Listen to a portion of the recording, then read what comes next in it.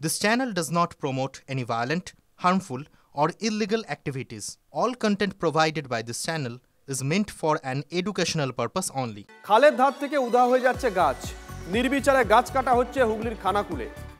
কয়েক লক্ষ টাকার গাছ পাচারের অভিযোগ উঠছে। খাল সংস্কারের আড়ালে গাছ কাটার অভিযোগ করছেন গ্রামবাসীরা। বিজেপি পরিচালিত ঠাকুরানীচক পঞ্চায়েতে বেনিয়মের অভিযোগ। বিজেপির মদতেই গাছ পাচার হচ্ছে দাবি করেছে তৃণমূল কংগ্রেস। অপপ্রচার করেছে তৃণমূল, পাল্টা বিজেপি। অভিযোগ ছিল প্রথম সম্ভবত 4 তারিখে ডিটেকশন হয়েছিল যে অনেকগুলো গাছ এখানে কেটে ফেলেছে, যেটা আমাদের রেঞ্জ অফিস থেকে এসে ওরা ডিটেকশনের পর 5 তারিখে সম্ভবত সেই 5 তারিখে ওটা গাছগুলোকে জিম্মানামা একটা দিয়ে গেছিল পঞ্চায়েত প্রধানের কাছে। যেহেতু আশেপাশে লোক পাওয়া যায়নি তাই ওগুলো রক্ষা করতে সাধারণত এরকমই ফলো করা হয়।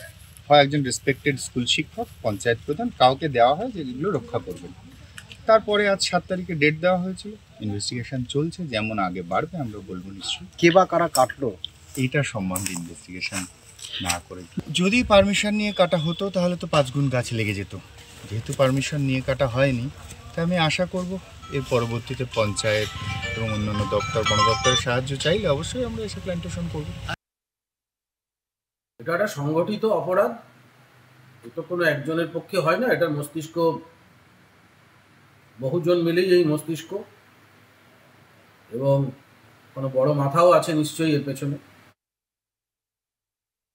তাদের বিরুদ্ধে ব্যবস্থা গ্রহণ করা যায়, প্রশাসনিক স্তরে সব রকম করা হচ্ছে ব্যবস্থা তাদের বিরুদ্ধে যারা এই কাজটা করেছে।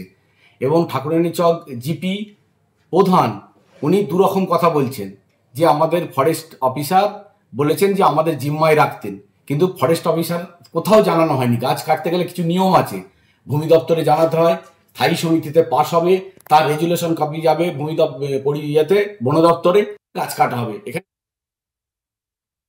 দেখলাম ওখানে গাছ পড়ে আছে, কিছু লোক নিয়ে যাচ্ছিল, সেই সমস্ত গাছগুলোকে আমরা ওখান থেকে বাজেয়াপ্ত করি, করে একটা জায়গায় স্ট্যাক করি, ফরেস্টে খবর দিই, থানায় খবর দিই, বিডিও সাহেবকে খবর দিই, আমরা মেল করেছি, চিঠি করেছি, সেই চিঠির কপি আমাদের কাছে আছে। এবারে কে করেছে না করেছে সেটা ইনভেস্টিগেশন হোক, তদন্তর পরেই বলা যাবে। তার আগে তো বলা যায় না যে এই করেছে সে করেছে, এটা আমরা বলতেও চাই না। কোনো জিপিতে এত উন্নয়ন হয় না।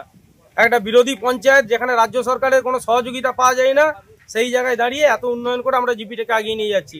তৃণমূল কংগ্রেস অভিযোগ করবে, তৃণমূল কংগ্রেস মানেই চোর, গোটা রাজ্যবাসী জানে। কোনো এমন কোনো জিনিস নেই যে ওরা দুর্নীতি করে না। স্বাভাবিক ওদের প্রশ্নের কি উত্তর দেবো?